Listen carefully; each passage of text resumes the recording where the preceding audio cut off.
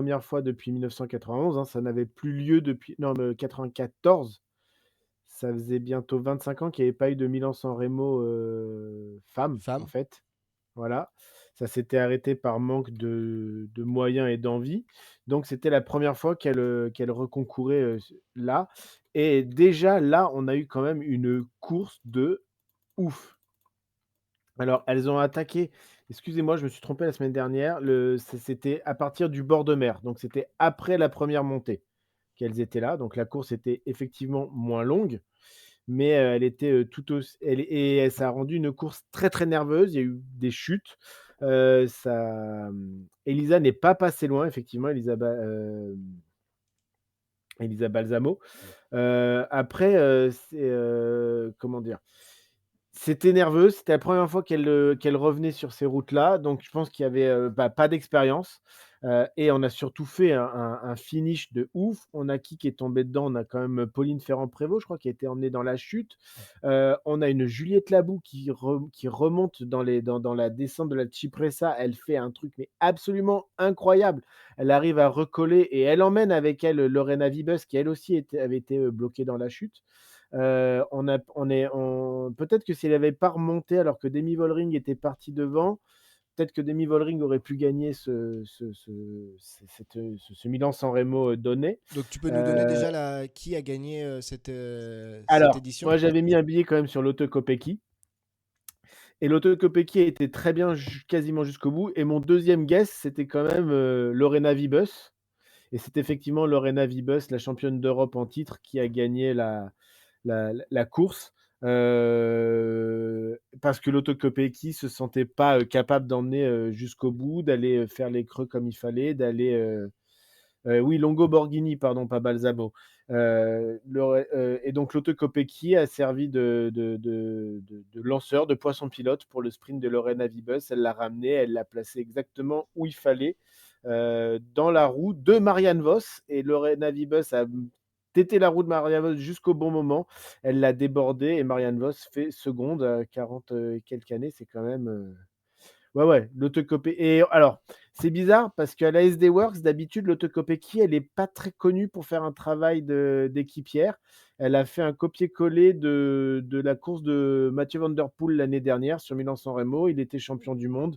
Il a déposé, Jasper Philipsen sur la ligne et bah, là, elle a fait la même chose. À je crois que Van der Breggen n'était pas engagé sur Milan-San Remo, donc peut-être qu'en fait, il y a un petit problème avec Van der Breggen. L'Auto-Kopecky devait pas supporter Demi Vollering non plus, donc il y avait des choses, Mais ça il y s'est a joué quand même à 500 mètres près, hein, il y avait 500 mètres en moins et c'était, alors je me souviens plus, Elisa, Borghini, c'est Longo ça? Borghini. Ouais. Ouais. Donc à 500 mètres près, c'était elle qui gagnait. Ça Oui, s'est oui, joué oui, puis vraiment avec, à rien du tout, hein. et je pense qu'avec, 100 mètres de plus, c'était peut-être, Marianne Vos Marianne qui Vos. pouvait gagner. Est-ce que Lorena Wiebes, elle allait pas s'écraser? On sait pas trop, enfin, tu vois? Et Juliette Labou fait quand même un très joli top 10. Je sais pas exactement les classements complets, mais voilà. Et Ouais, elle se fait prendre à 200 mètres, ouais. donc côté française, qu'est-ce que ça a donné? Eh ben, attends, je vais chercher le classement en direct. Bah, moi, je trouve que Juliette, elle s'en est hyper bien sortie sur tout ça. Heu, alors, Lorena Wiebes, je peux prendre les 111 lignes du classement, voilà, il y a les 111 qui sont classées. Ah oui, c'est, Noémie Rugg qui fait, 3e, Demi Vollering fait 4e, donc elle s'en sort pas mal non plus, hein, Demi Vollering, on va pas lui jeter la pierre. Juliette Labous fait, 8e, voilà. Donc, on est pas Mm. mal, quoi. Et Elisa Balsamo fait 7. Voilà, mais c'est pas Longo Borghini fait 11, elle. Donc Je suis un peu perdu des fois entre qui les était Elisa, hein. donc Elisa Borghini qui était Reprise à 200 mètres. reprise à voilà 200 mètres, qui finit finalement 11e. Ça doit être un peu frustrant quand même parce qu'elle fait De finir au elle fait pied un du beau top numéro, hein. 10. Elle Ouais, fait un ouais, beau mais après numéro elle à finit dans le même partir. groupe et tu as Ferrand Prévot qui fait 12. Voilà, elles sont les 12 premières sont classées dans le même temps. On n'est pas enfin, Alors tu vois, Pauline c'est Ferrand-Prévot, si je dis pas n'importe quoi, je crois qu'elle finit Elle finit dans les cinq Elle six finit en premières. fait, elle finit 4e Elle s'est fait. et elle se fait déclasser parce qu'elle a pas tenu sa ligne. D'accord, ok. Voilà. Bon, On en reparlera des déclassements un peu ouais. plus tard Ouais, parce qu'il y a beaucoup de dans choses à dire. l'émission. Puis on va arriver en plus sur des classiques, des grosses étapes où on a des sprints, donc on va pouvoir en reparler. De toute façon, ça revient toujours un petit peu au moment du tour ou du Giro. Pauline tient pas sa ligne, mais elle gêne pas. Quand on regarde du dessus, elle bouge à peine.